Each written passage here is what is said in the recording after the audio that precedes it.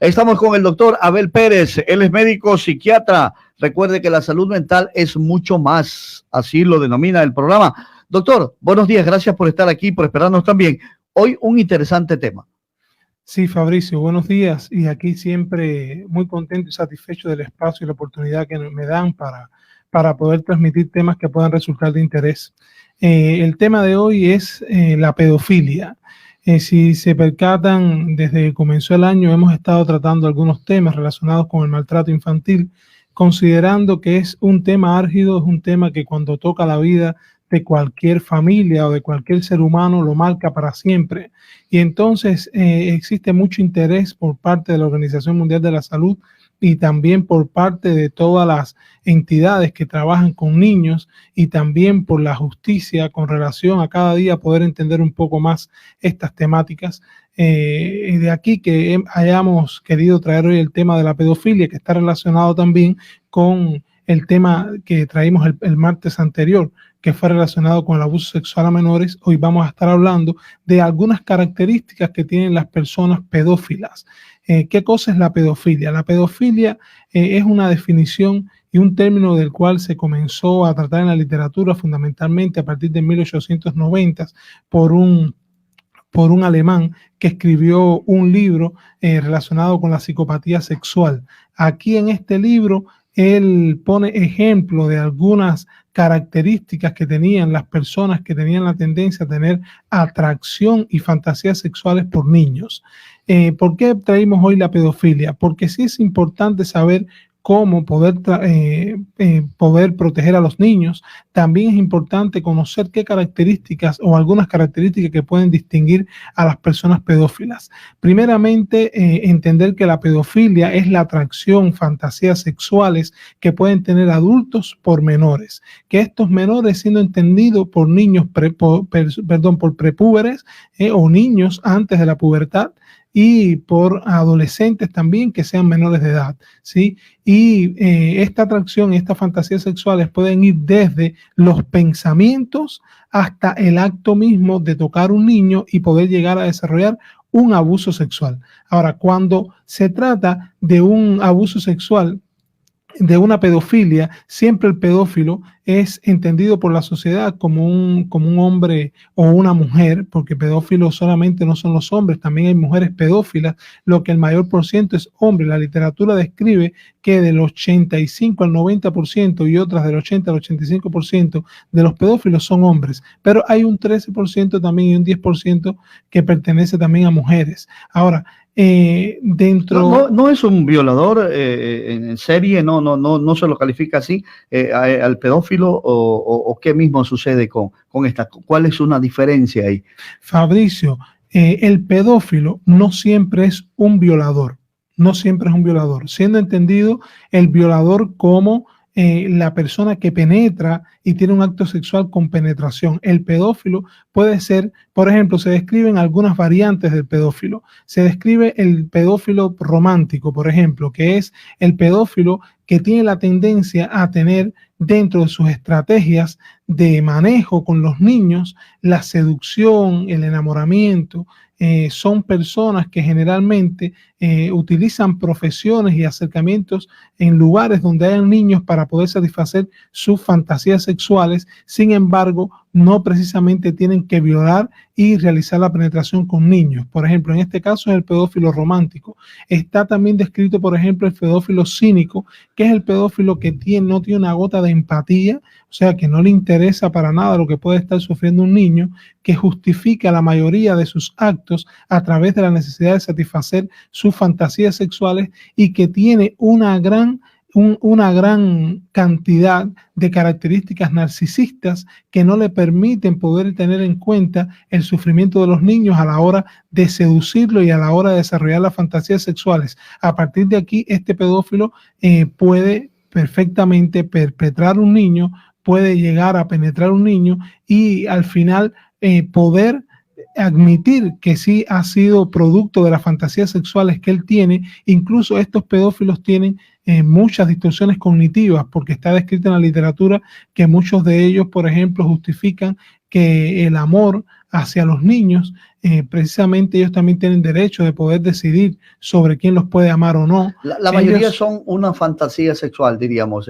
porque se pueden conformar con el hecho solamente de ver a un niño desnudo, por decir. Así es, o sea, un pedófilo lo que le interesa fundamentalmente es satisfacer sus fantasías sexuales, y pueden ser, por ejemplo, a través del exhibicionismo que él permita que un niño pueda tener hacia él, puede ser también tocándolo, o puede ser quizás también seduciéndolo simplemente, aunque no haya ningún tipo de penetración. Y también está el pedófilo, por ejemplo, que se le denomina el pedófilo sádico, que es ese pedófilo que además de abusar de un niño sexualmente, puede llegar a desarrollar una alta agresión hacia el niño, sabiendo que tiene el control y disfruta de hacerle daño a un niño, al punto que puede llegar a provocarle la muerte y convertir a ese niño en víctima.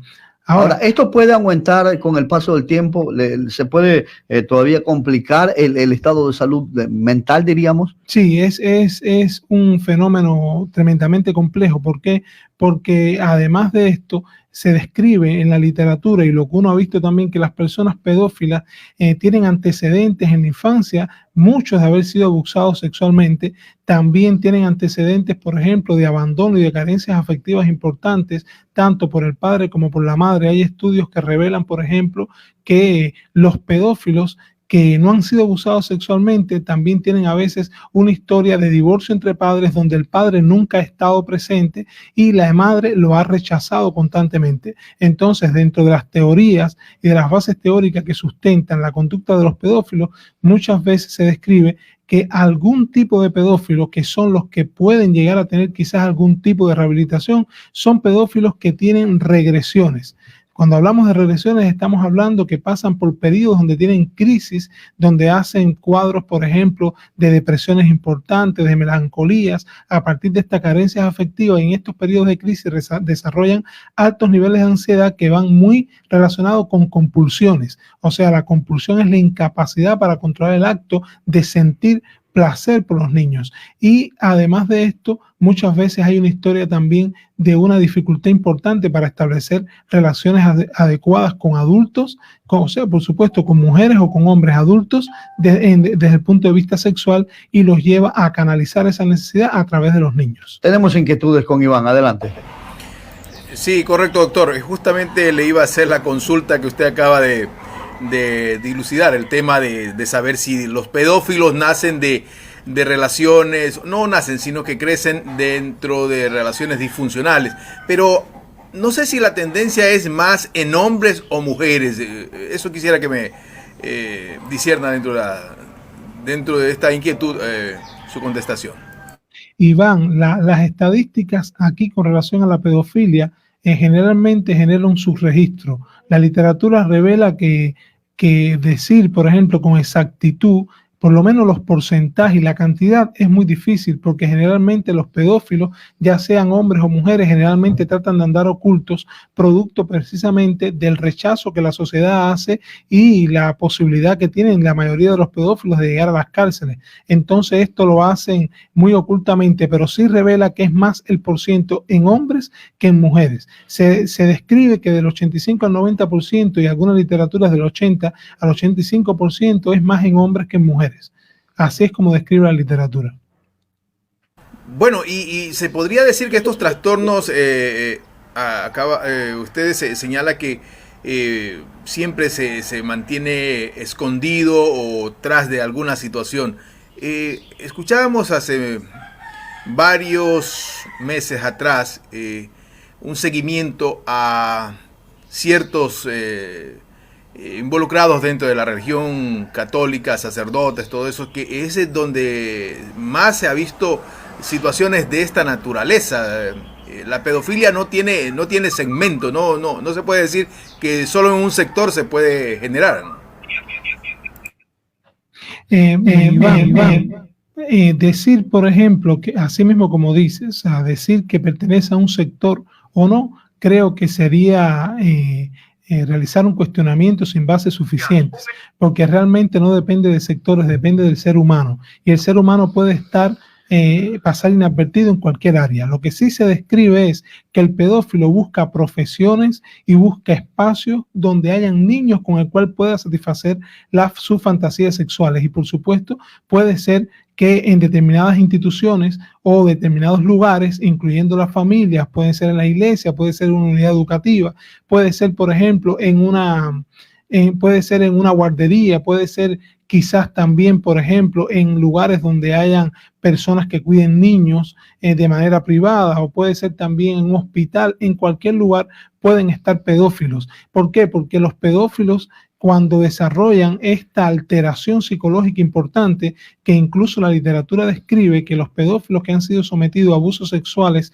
desde niños llegan a desarrollar un desorden psicológico que se denomina formación reactiva. O sea, es que a partir de los abusos sexuales que ellos tienen, son tan fuertes los traumas muchas veces que llevan a desarrollar fantasías sexuales para tratar de disminuir la afectación tan grande que le provocan estos traumas, y lo hacen contrariamente, desarrollando fantasías sexuales importantes, eróticas, y además, por ejemplo, en este caso, en el pedófilo cínico y el sádico, ellos son personas que generalmente carecen de empatía, no son capaces de ponerse en el lugar del niño del cual están abusando, reconocen que están cometiendo el error, pero no les interesa para nada. Es lo que se le llama egosintónicos. O sea, ellos no sufren por las cosas que hacen, al contrario, justifican que los niños tienen derecho, por ejemplo, a establecer relaciones amorosas con los adultos, que el hecho de que ellos puedan perpetrar un niño les permite un desarrollo y un crecimiento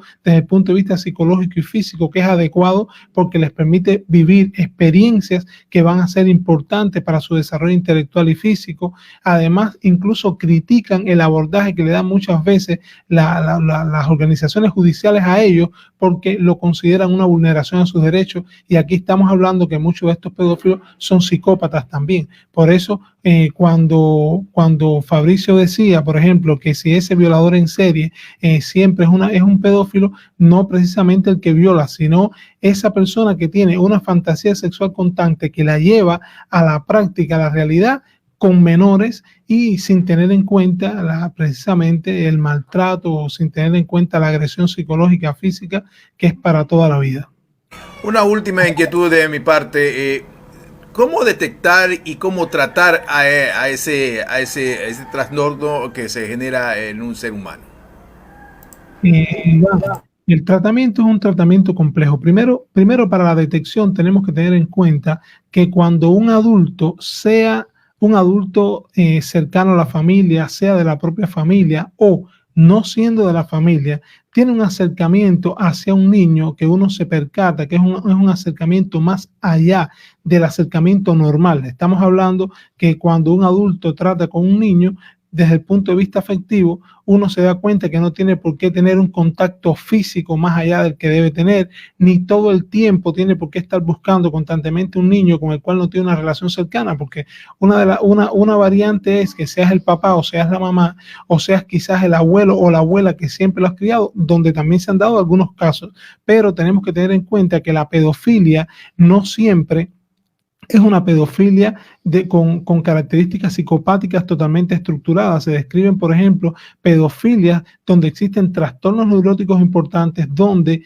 no existe un abuso sexual, un abuso a menores reiterado, sino muy esporádico. A veces es una sola experiencia o dos experiencias en la vida, y a esto se le llaman pedófilos de tipo regresivo, que son personas que han tenido traumas importantes en la vida y pueden llegar a tener esto. Entonces, la detección debe estar encaminada a poder identificar cuáles son las personas que realmente aman a los niños, cuáles son las personas que generalmente establecen relaciones que son relaciones afectivas, que son relaciones donde están encaminadas en desarrollar el crecimiento intelectual y el desarrollo físico de un niño, pero sin tener una cercanía tan extrema como puede ser quizás la cercanía de un adulto con otro adulto. Es importante tener en cuenta esto. Doctor, ¿esto va acompañado de la medicación y también de terapias? Sí, por ejemplo, el tratamiento que describe la literatura y el que se ha visto es que el trabajo es de largo tiempo, muchas veces de varios años de evolución. Se describe aquí con muy buena respuesta al tratamiento, sobre todo en los pedófilos de tipo regresivos, que tienen trastornos de estrés postraumático, que cruzan con depresiones importantes, que no son pedófilos que llegan a establecer la pedofilia como un estilo de vida. Estos pedófilos tienen mejores posibilidades de rehabilitación, pero necesitan un tratamiento, sobre todo en psicoterapia psicoanalítica, donde se establecen, por ejemplo, técnicas regresivas que les permiten a ellos poder olvidar mucho de estos traumas, y también con otros enfoques psicoterapéuticos también, como el cognitivo-conductual o otro tipo de enfoque psicoterapéutico asociado a medicamentos, sobre todo medicamentos que estén encaminados en modular el control de impulso, porque la mayoría de estos pedófilos también son extremadamente impulsivos porque están muy relacionados con compulsiones, y para esto se utilizan, por ejemplo, los eutimizantes como la carbamazepina, la lamotrigina, el ácido valproico, y también se utilizan otros medicamentos como los ansiolíticos, las benzodiazepinas, los antidepresivos o neurolépticos, que son medicamentos que muchas veces trabajan disminuyendo los niveles de dopamina en sangre y que facilita que cuando los niveles de dopamina empiecen a ir disminuyendo, entonces la irritabilidad, la impulsividad y estas ideas que pueden venir frecuentes a la mente de manera automática puedan ir desapareciendo. Doctor, ¿es difícil poder identificar a un pedófilo? ¿Cuáles serían las características? Sí es difícil de identificar, Fabricio. Las características, es primero describir que las características son estas que hemos estado analizando. Puede variar de uno al otro. Y puede variar de uno al otro. Lo que nosotros tenemos que tener siempre en cuenta es que la relación del niño con el adulto debe ser una relación siempre desde el punto de vista afectivo, pero también desde el punto de vista de enseñanza, de aprendizaje, donde no tiene que tener específicamente tanto contacto físico y mucho menos una persona que no es de la familia, no es más allegado. Tener en cuenta que cuando un padre deja un niño en un lugar, tiene que darle seguimiento. A veces hay padres, por ejemplo, que dejan a los niños a las 7 de la mañana en una institución donde recientemente comienzan a tener ese niño y los van a buscar quizás a las 2 de la tarde todos los días. El pedófilo, cuando observa que los padres o la familia no le dan un seguimiento adecuado a los niños, aprovecha ese tiempo. Por supuesto, porque además el pedófilo se solapa a través de características donde aparenta ser, por ejemplo, personas muy preocupadas por los niños,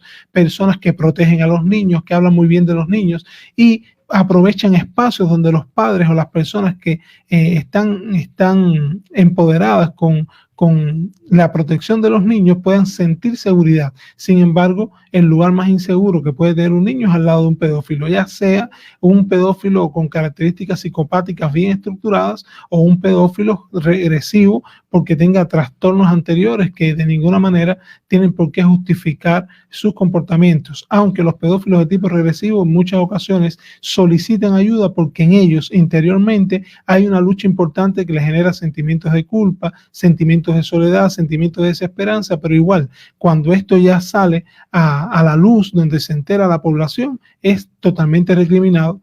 Y por eso el padre de familia se va a preguntar entonces, ¿qué debo de hacer? ¿Cómo voy a actuar? ¿Cómo sé si está en buenas manos y todo?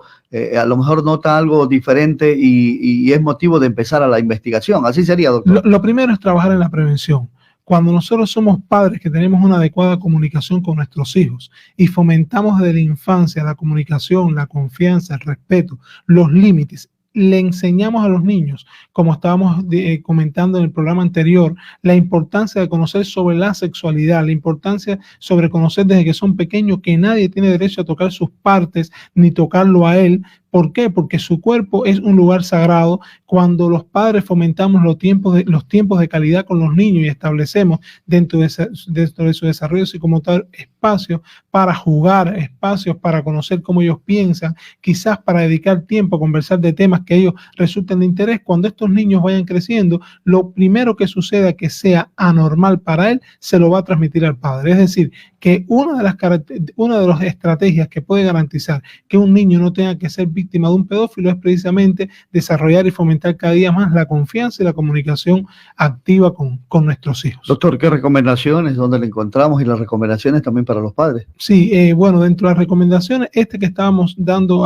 en este momento, estábamos brindando, y también decirles a los padres que cuando tengan dudas con relación a cómo manejar algún tipo de situación como esta, que generalmente deja marcas que son para toda la vida, deben acercarse a algún lugar, a algún centro donde existen especialistas, personas especializadas en salud mental y que estemos entrenadas en estos temas. En este caso, nosotros tenemos nuestro centro ubicado en Las Palmas, en la calle Nelson Ortiz 101, entre Barbizotti y Avenida del Pacífico, y ahí estamos ubicados en el Centro de Atención Integral en Salud Mental para la Familia Chalón. Estamos aquí trabajando con un grupo de profesionales, tenemos psicólogos clínicos, tenemos psicología clínica, tenemos psicopedagogía clínica, tenemos también especialistas en inteligencia emocional infantil, y estamos desarrollando un programa de estimulación psicoeducativa para trabajar con las potencialidades de los niños y trabajar también con el hecho de que los niños puedan conocer sus emociones, cómo es que se estructuran ellos, cómo se pueden mejorar cada día más los patrones reactivos, porque creemos fervientemente que cuando trabajas con el desarrollo de las potencialidades y las habilidades en los niños, garantizamos un futuro positivo para ellos. Ahorita, Fabricio, aprovechando este espacio, se va a comenzar el 1 de febrero en el centro un curso de lectura recreativa. Este curso de lectura recreativa es un mes intensivo donde se van a establecer 3 encuentros semanales de 2 horas con los niños a partir de 4 años en adelante, con el objetivo de que el niño pueda ver en la lectura un entretenimiento sano y que al mismo tiempo no solamente les sirva para desarrollar los hábitos de lectura, sino también que aprendan a comprender los párrafos, los encabezados de preguntas para otras asignaturas que muchas veces los niños leen y no saben de qué se tratan y tienen que estar todo el tiempo dependiendo del adulto para poder comprender. Entonces ahí están las inscripciones abiertas, lo hemos pasado por los estados también de WhatsApp y esperamos que los padres se puedan interesar por el curso. Y recuerden siempre esto, que salud mental es mucho más que solamente medicación, mucho más que solamente terapias psicológicas, es tener una visión integral para poder ayudar verdaderamente a la persona afectada. Muchas gracias, doctor. Es un interesante tema, incluso nos falta tiempo para seguirlo tratando, para seguirlo abordando. Lo invitamos entonces el próximo martes para que usted siga con estas charlas de prevención, diríamos, charlas de prevención que se dan, tanto sirve como al padre de familia, como al maestro y a los jóvenes que están observando a través de los diferentes medios de comunicación que están enlazados. Muchas gracias, doctor. Gracias a ustedes, Fabricio. Ha sido el doctor Abel Pérez, médico psiquiatra, con este interesante tema como es la pedofilia.